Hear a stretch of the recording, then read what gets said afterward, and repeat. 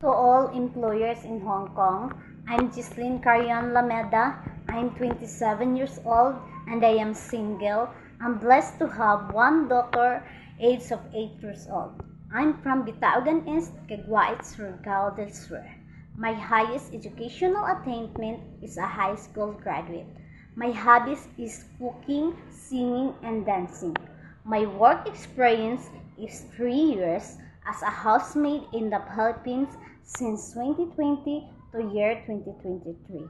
I know how to cook, cleaning the house, wash the dishes, do the laundry, ironing clothes and grocery shopping and many more. I like to work in Hong Kong because I want to earn money for my family needs and to help savings for my kids' future. To my future employee, please hire me because I'm a loyal, trustworthy, and hardworking woman. I promise that I will do my best to be a good and productive housemaid even, even though it is my first time abroad. I am willing to learn more, discover new things in your country. Thank you, and I am looking in as soon as possible. God bless and more power.